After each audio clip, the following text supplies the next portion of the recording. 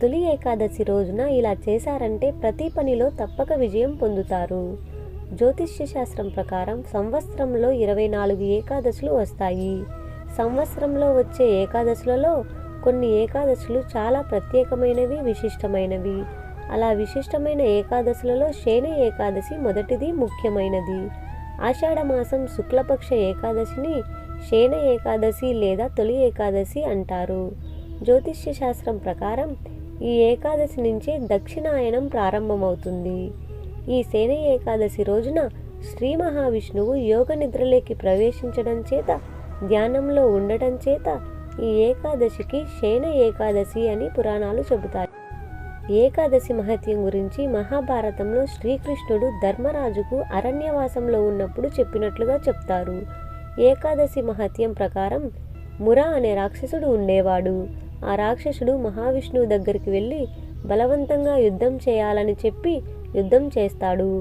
ఈ యుద్ధం కొన్ని వేల సంవత్సరాలు విరామం లేకుండా జరిగింది. ఆ యుద్ధంలో శ్రీ మహావిష్ణువు అలసిపోయి విశ్రాంతి కోసం నిద్రించగా మహావిష్ణువు చెమట నుంచి ఒక కన్య ఉద్భవించింది. ఆ సౌందర్య రాశిని మురా రాక్షసుడు తనను వివాహం ఆడాలని కోరాడు. అప్పుడు ఆ కన్య నాతో యుద్ధం చేసి గెలిస్తే వివాహం చేసుకుంటానని చెప్తుంది. అలా మురా రాక్షసుడు కన్యతో యుద్ధం చేసి ఓడిపోయి మరణిస్తాడు. అప్పుడు శ్రీ మహావిష్ణువు నిద్ర నుంచి మేల్కొని కన్య మురను సంహరించడం వల్ల ఆమెకు ఏకాదశి అని పేరు పెట్టాడు. ఏకాదశి విష్ణువును కొన్ని వరాలు కోరింది.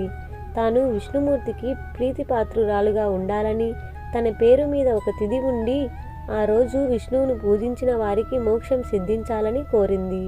శ్రీ మహావిష్ణువును ఆమె కోరికలను అంగీకరించాడు.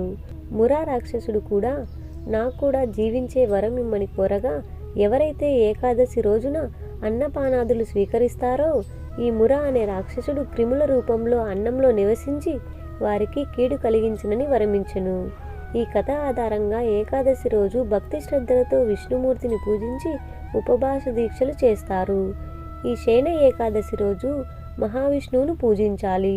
విష్ణు సహస్రనామం వంటివి పారాయణం చేయడం, భగవద్గీత చదువుకోవడం, ఏకాదశి, ద్వాదశి వ్రతాలు ఆచరించడం వల్ల విష్ణుమూర్తి అనుగ్రహం కలిగి ప్రతి దాంట్లో విజయం పొందుతారు.